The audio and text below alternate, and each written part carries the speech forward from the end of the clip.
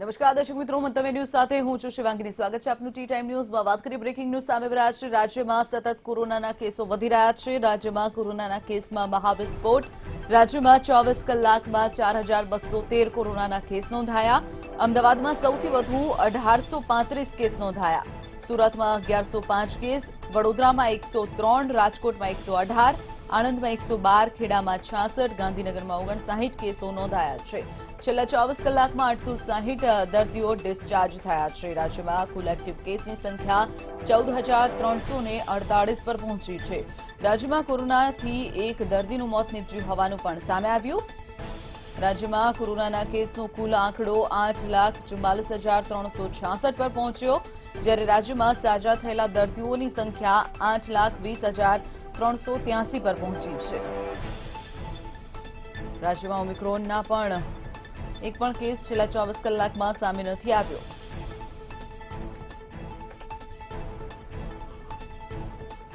તો વાત કરીએ રાજ્યમાં સતત કોરોનાના કેસો જે રીતે વધી રહ્યા છે, મહાવિસ્ફોટ થયો છે, ત્યારે કહી શકાય કે આ જે ગતિ છે આ જ ગતિ રહેશે તો થર્ડ વેવને આમંત્રણ લોકો સામેથી જ આપી રહ્યા છે તેવું કહી શકાય.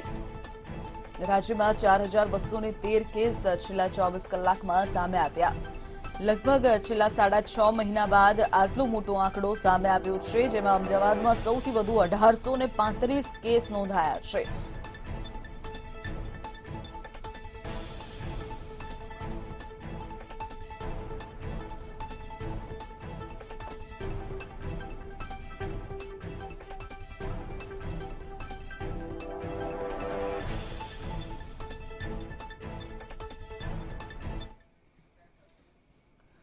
વાત કરીએ વધુ એક બ્રેકિંગ ન્યૂઝ સામે રાજ્યમાં 33 જિલ્લાઓમાં નવા સચિવની નિમણૂક કરવામાં આવી શકે છે.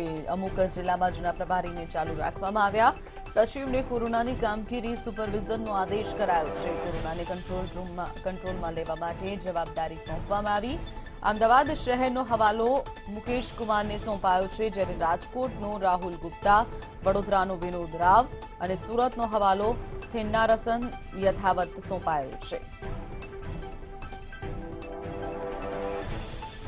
રાજ્ય સરકારે જે આદેશ બહાર પાડ્યો છે, રાજ્યના 33 જિલ્લામાં નવા પ્રભારી સચિવની નિમણૂક. અમુક જિલ્લાઓમાં જૂના પ્રભારી જ યથાવત રહેશે. સચિવને કોરોનાની કામગીરીનું પણ સુપરવિઝન સોંપવાનો આદેશ કરાયો છે. કોરોનાને કંટ્રોલમાં લેવા માટે જવાબદારી સોંપવામાં આવી છે. અમદાવાદ શહેરનો હવાલો મુકેશ કુમારને સોંપાયો છે. રાજકોટનો હવાલો રાહુલ ગુપ્તાને સોંપવામાં આવ્યો છે. તો બીજી તરફ વડોદરાનો હવાલો વિનોદ રાવને સોંપાયો અને સુરતનો હવાલો થેન્નારસનને સોંપાયો છે.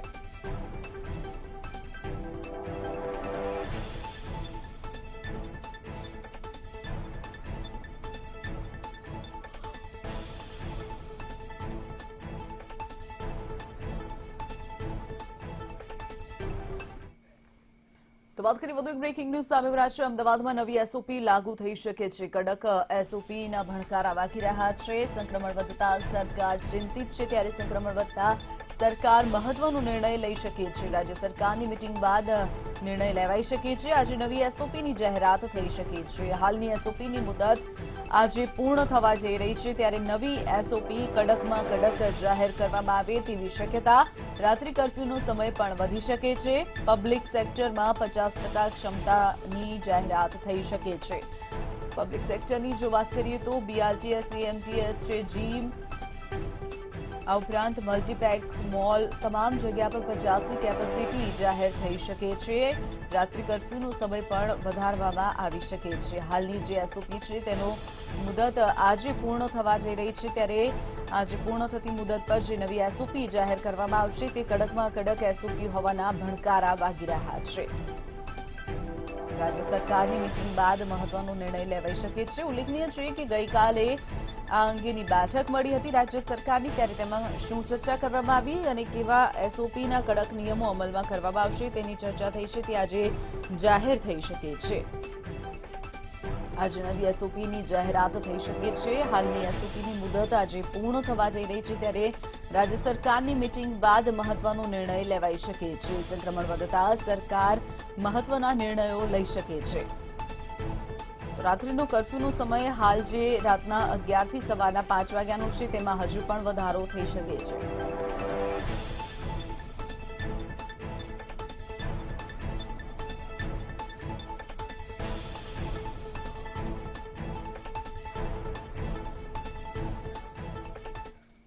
તો વાત કરીએ વધુ એક બ્રેકિંગ ન્યૂઝ સામે આવ્યા છે ભાવનગર તરફથી. ભાવનગરમાં આજે વિદ્યાર્થીઓનું રસીકરણ નહીં થાય. જે રીતે રસીની અછત સર્જાઈ છે ત્યારે મનપા આરોગ્ય અધિકારી દ્વારા માહિતી આપવામાં આવી છે. મનપામાં કોરોનાની વેક્સિનનો જથ્થો ન હોવાના કારણે રસીકરણ આજે ભાવનગરમાં બંધ રહેશે. ભાવનગરમાં અત્યાર સુધીમાં 35,000 બાળકોને રસી અપાઈ ચૂકી છે. જથ્થો ઉપલબ્ધ થયા બાદ ફરીથી રસીકરણ શરૂ કરવામાં આવશે. ઉલ્લેખનીય છે કે કેન્દ્ર સરકાર દ્વારા 15 થી 18 વર્ષના જે કિશોરોને રસીકરણ શરૂ કરવામાં આવ્યું છે ત્યારે ભાવનગરમાં આજે આ વિદ્યાર્થીઓનું રસીકરણ નહીં થાય. વેક્સિનનો જે જથ્થો છે તે ન હોવાના કારણે આજે આ રસીકરણ બંધ રાખવામાં આવ્યું છે. મનપા આરોગ્ય અધિકારી દ્વારા આ જાણકારી આપવામાં આવી છે. ભાવનગરમાં અત્યાર સુધીમાં 35,000 બાળકોની રસી અપાઈ ચૂકી છે. તો બીજી તરફ જથ્થો ઉપલબ્ધ થયા બાદ ફરીથી રસીકરણ શરૂ કરવામાં આવશે તેવું પણ મનપાના અધિકારીઓનું કહેવું છે. ભાવનગરમાં આજે રસીકરણ બંધ રહેશે.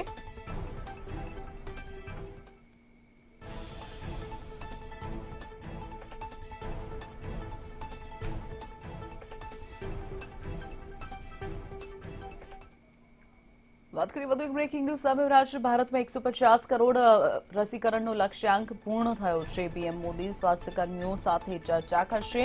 લાભાર્થીઓ સાથે પણ ચર્ચા કરી શકે છે. ભારતમાં 150 કરોડ રસીકરણનો લક્ષ્યાંક પૂર્ણ. ઉલ્લેખનીય છે કે વડાપ્રધાને જે રીતે 150 કરોડ રસીકરણનો લક્ષ્યાંક રાખ્યો હતો તે પૂર્ણ થયો છે ત્યારે પીએમ મોદી સ્વાસ્થ્ય કર્મીઓ સાથે ચર્ચા કરી શકે છે. આ ઉપરાંત લાભાર્થીઓ સાથે પણ વાતચીત કરશે. જે ગતિથી ભારતમાં રસીકરણ પૂરું પાડવામાં આવ્યું છે ત્યારે હજુ પણ આવનારા દિવસમાં સતત ને સતત વધુને વધુ લોકો વેક્સિનેટેડ થાય તેવી પણ સરકાર ઈચ્છા વ્યક્ત કરી છે. અત્યાર સુધીમાં 150 કરોડનું રસીકરણનો લક્ષ્યાંક પૂર્ણ. પીએમ મોદી સ્વાસ્થ્ય કર્મીઓ સાથે ચર્ચા કરશે.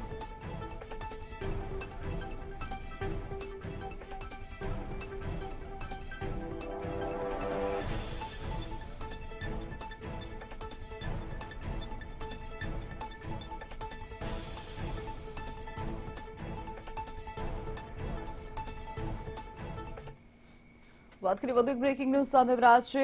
રાજસ્થાનના સીએમ કોરોના સંક્રમિત થયા છે. રાજસ્થાનના સીએમ અશોક ગેહલોત કોરોના સંક્રમિત થયા. હળવા લક્ષણને કારણે કોઈ પરેશાની ન હોવાનું તેમણે જણાવ્યું છે. અશોક ગેહલોતે ટ્વીટ કરી અને માહિતી આપી છે. હાલ જે સ્ટાર્ટિંગનો સ્ટેજ છે તેના કારણે હળવા લક્ષણો જણાઈ રહ્યા છે જેથી કરી અને કોઈ પણ પ્રકારની પરેશાની તેમને નથી થઈ રહી. આ તમામ માહિતી તેમણે ટ્વીટ કરી અને આપી છે. રાજસ્થાનના સીએમ અશોક ગેહલોત કોરોના સંક્રમિત થયા છે. રાજસ્થાનના મુખ્યમંત્રી અને કોંગ્રેસના દિગ્ગજ નેતા એવા અશોક ગેહલોત કોરોના સંક્રમિત થયા છે. અશોક ગેહલોતે ટ્વીટ કરી અને આ માહિતી આપી છે.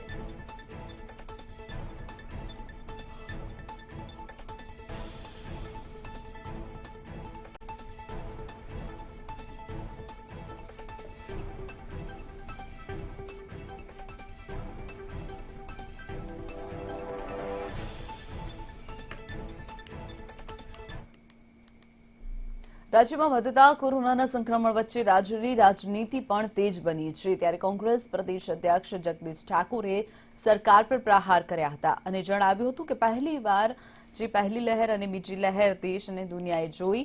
કોંગ્રેસ કોરોના મહામારીને ગંભીર તરીકે લીધો છે જેથી 21 થી 28 તારીખનો કાર્યક્રમ રદ કર્યા છે. ભાજપે ભૂતકાળમાં નમસ્તે ટ્રમ્પ અને હવે વાઇબ્રન્ટમાં હોમવાના હતા. જોકે આ સમયે એરપોર્ટના દરવાજા બંધ રાખ્યા હોત તો હોસ્પિટલના દરવાજા ન જોવા પડ્યા હોત તેવું પણ તેમણે જણાવ્યું હતું.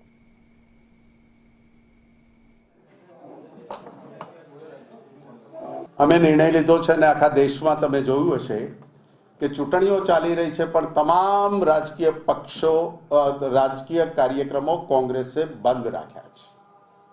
ગુજરાતના હિતમાં અમને રાજકીય નુકસાન નાનું મોટું થવાનું હશે તો થશે, એના ભોગે અમે ગુજરાતીને મરવા નહીં દઈએ. ગુજરાતમાં રોગ વધારે ફેલાય અને લોકોની માનવ જિંદગી હોમાઈ જાય એવા કોઈ રાજકીય કાર્યક્રમો કોંગ્રેસ. વાત કરીએ વધુ એક મહત્વપૂર્ણ સમાચાર સામે રહ્યા છે. ગુજરાતમાં સતત બોગસ બિલિંગના કેસો વધી રહ્યા છે. ભાવનગર, સુરત અને રાજકોટમાં જીએસટીના દરોડા, સ્ટીલના ભંગારના 30 ડીલરોના ત્યાં દરોડા પાડવાનો મામલો સામે આવ્યો છે. બોગસ બિલ બનાવી અને ખોટી ઇનપુટ ક્રેડિટનું કૌભાંડ ઊભું કરવામાં આવ્યું. સુરતમાં ટેક્સટાઇલ એકમોને મળતા લાભ લેવા માટે પ્રયાસ ખાટવામાં આવ્યો. ખોટા બિલો બનાવી અને સરકારના લાભ મેળવવાનો પ્રયાસ. આરોપીઓની પૂછપરછ બાદ આગળની કાર્યવાહી હાથ ધરવામાં આવશે. બોગસ બિલિંગને લઈ અને રાજ્યમાં ભાવનગર, સુરત, રાજકોટમાં જીએસટી વિભાગના દરોડાનો મામલો સામે આવ્યો છે. સ્ટીલના ભંગારના 30 ડીલરોને ત્યાં સ્થળે દરોડા પાડવામાં આવ્યા છે. બોગસ બિલ બનાવી અને ખોટી ઇનપુટ ક્રેડિટનું કૌભાંડ ઊભું કરવામાં આવ્યું. આ ઉપરાંત ખોટા બિલો બનાવી અને સરકારના લાભ મેળવવા માટેનો પ્રયાસ પણ કરવામાં આવ્યો. સુરતમાં ટેક્સટાઇલ એકમોને મળતા લાભ લેવાનો પ્રયાસ, ખોટા બિલો કરી અને આ લાભ લેવાનો પ્રયાસ કરવામાં આવ્યો છે. તો બીજી તરફ હાલ આ આરોપીઓની ધરપકડ કરી લેવામાં આવી છે. આરોપીઓની પૂછપરછ બાદ આગળની કાર્યવાહી હાથ ધરાશે. સમગ્ર રાજ્યમાં અલગ અલગ વિસ્તારોમાં જે દરોડાનો મામલો સામે આવ્યો છે.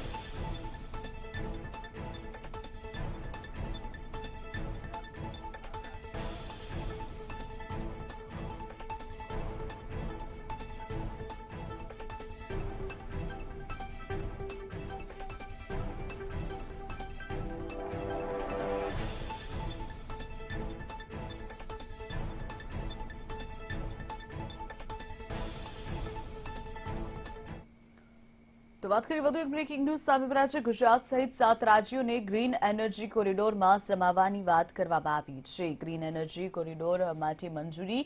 કેન્દ્ર સરકાર 7 રાજ્યો માટે 12,000 કરોડ મંજૂર કર્યા છે. પ્રોજેક્ટ મુજબ વીજ જનરેટ હેતુસર 12,031 કરોડનો પ્રસ્તાવ મંજૂર કરાયો છે. ગુજરાત સહિતના રાજ્યોમાં 10,000થી વધુ ટ્રાન્સમિશન લાઇનનું આયોજન કરવામાં આવ્યું છે. વર્ષ 2026 સુધીમાં 10,750 કિલોમીટર ટ્રાન્સમિશન લાઇન નાખવામાં આવશે. ગુજરાત સહિત 7 રાજ્યોમાં ગ્રીન એનર્જી કોરિડોર માટે મંજૂરી આપી દેવામાં આવી છે. કેન્દ્ર સરકાર 7 રાજ્યો માટે 12,000 કરોડ મંજૂર કર્યા છે.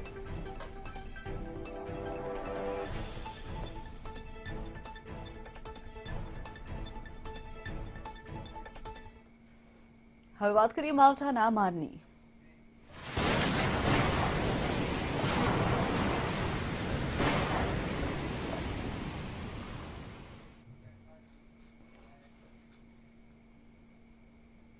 વાત કરીએ વધુ એક મહત્વપૂર્ણ સમાચાર સામે આવ્યા છે. ગુજરાતમાં 60થી વધુ તાલુકાઓમાં માવઠાની અસર જોવા મળી. હજી 3 દિવસ માટે કમોસમી માવઠાની આગાહી હવામાન વિભાગે કરી છે. મહદઅંશે ઉત્તર ગુજરાતના તાલુકામાં અસર. કમોસમી વરસાદના કારણે ખેડૂતો ચિંતાતુર બન્યા છે. જીરું, વરિયાળી સહિતના પાકને નુકસાન જવાની ભીતિ સેવાઈ રહી છે. આગામી સમયમાં ઠંડીનું જોર પણ વધશે. શિયાળો છતાં ચોમાસા જેવું વાતાવરણ હાલ સર્જાયું છે, ત્યારે ખેડૂતો ચિંતાતુર બન્યા છે. ઉલ્લેખનીય છે કે આ પહેલા પણ જ્યારે માવઠાની આગાહી થઈ હતી ત્યારે ખેડૂતોના માથે ચિંતા વધી હતી. ત્યારે વધુ એક વખત 60થી વધુ તાલુકાઓમાં માવઠું નોંધાયું છે અને હજુ પણ આવનારા 3 દિવસમાં કમોસમી માવઠાની આગાહી હવામાન વિભાગ દ્વારા કરવામાં આવી છે. મહદઅંશે ઉત્તર ગુજરાતના તાલુકામાં અસર જોવા મળી. કમોસમી વરસાદના કારણે ખેડૂતો ચિંતાતુર બન્યા છે. ખેડૂતોના જીરું, વરિયાળી, ઘઉં સહિતના પાકને નુકસાન થવાની ભીતિ ખેડૂતો સેવી રહ્યા છે. આગામી સમયમાં હજુ પણ ઠંડીનું જોર વધશે તેવી આગાહી હવામાન વિભાગે વ્યક્ત કરી છે.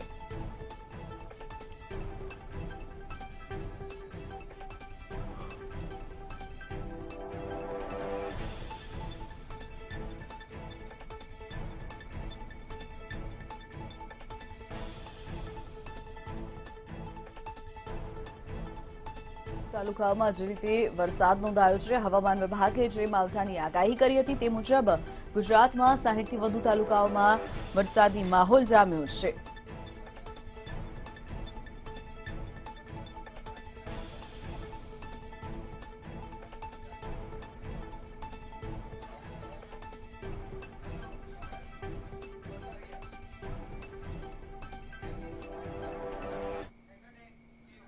કરીએ વધુ એક બ્રેકિંગ ન્યૂઝ સામે રાજ્યમાં કેટલાક વિસ્તારોમાં માવઠાની આગાહી કરવામાં આવી છે।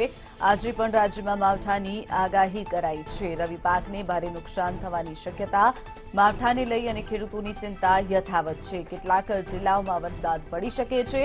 રાજ્યના કેટલાક વિસ્તારોમાં માવઠાની આગાહી કરાઈ છે।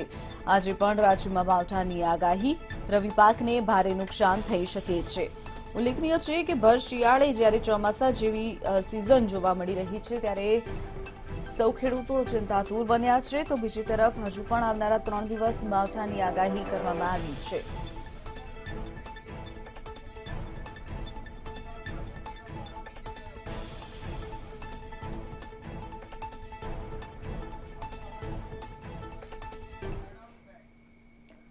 વાત કરીએ વધુ એક બ્રેકિંગ ન્યૂઝ સામે છે। અમદાવાદ તરફથી અમદાવાદમાં ઠંડીનો પારો ગગડ્યો છે। હજુ પણ આવનારા દિવસમાં ઠંડીનો પારો 2 થી 3 દિવસ સુધી ગગડી શકે છે અને ત્યારબાદ વધુ એક વખત ઠંડી વધી શકે છે। કમોસમી વરસાદ બાદ વધુ એક વખત ઠંડી વધવાની શક્યતા।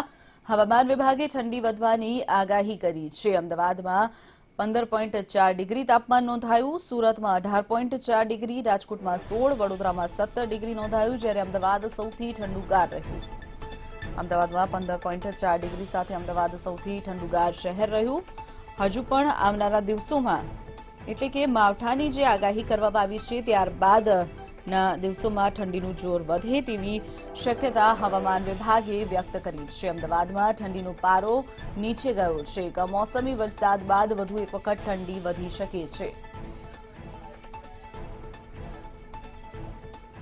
તો વાત કરીએ આ અંગે જ માહિતી માટે વિશાલ મહેતા આપણી સાથે અમદાવાદથી સીધા જોડી ગયા છે। વિશાલ, જે રીતે અમદાવાદમાં ઠંડીનો પારો ગગડ્યો છે પરંતુ જે રીતે માવઠાની જે સિસ્ટમ સક્રિય થઈ છે તે જેવી હટશે તેવી ફરીથી ઠંડી વધી શકે છે, શું વધુ વિગતો?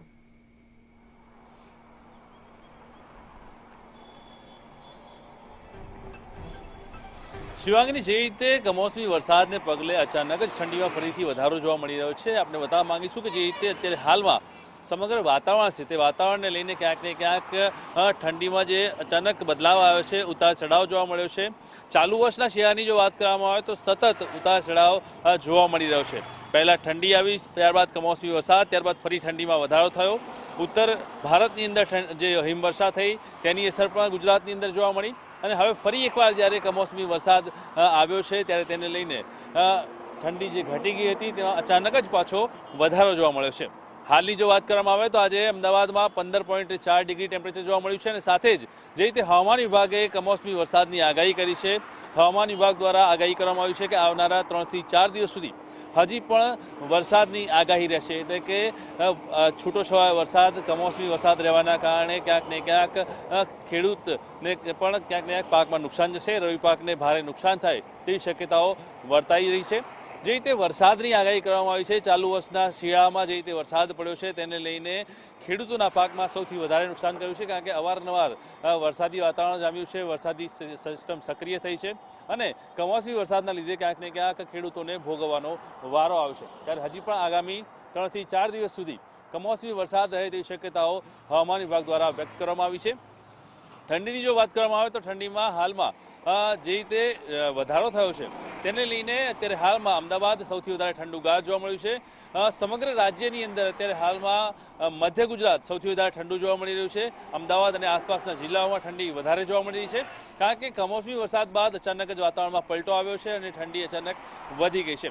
ત્યારે હવામાન વિભાગ આગાહી કરી રહ્યું છે કે કમોસમી વરસાદ બાદ ઠંડી વધારે જોર પકડે તેવી શક્યતાઓ હાલ નોંધાઈ રહી છે। શિવાંગની, ચોક્કસ વિશાલ, જોડાવા બદલ અને માહિતી બદલ આપનો આભાર। તો વાત કરીએ અમદાવાદમાં ઠંડીનો પારો નીચે ગયો। કમોસમી વરસાદ બાદ હજુ પણ ઠંડી વધવાની શક્યતા। હવામાન વિભાગે ઠંડી વધવાની આગાહી કરી છે। તો 15.4 ડિગ્રી લઘુત્તમ તાપમાન સાથે અમદાવાદ સૌથી ઠંડુગાર રહ્યું, જ્યારે સુરતમાં 18.4, રાજકોટમાં 16 અને વડોદરામાં 17 ડિગ્રી તાપમાન નોંધાયું છે। અમદાવાદ 15.4 ડિગ્રી સાથે સૌથી ઠંડુગાર। તો હજુ પણ જે 3 દિવસ માવઠાની આગાહી છે ત્યારબાદ વધુ એક વખત રાજ્યમાં ઠંડીનો ચમકારો જોવા મળી શકે છે। કાતિલ ઠંડી વધુ એક વખત ગુજરાતમાં પડી શકે તેવી આગાહી હવામાન વિભાગે વ્યક્ત કરી છે। વહેલી સવારથી જ અમદાવાદમાં ધુમ્મસ ભર્યું વાતાવરણ પણ જોવા મળ્યું હતું, જેના કારણે વાહન ચાલકોને વાહન હંકારવામાં તકલીફ પડી રહી હતી।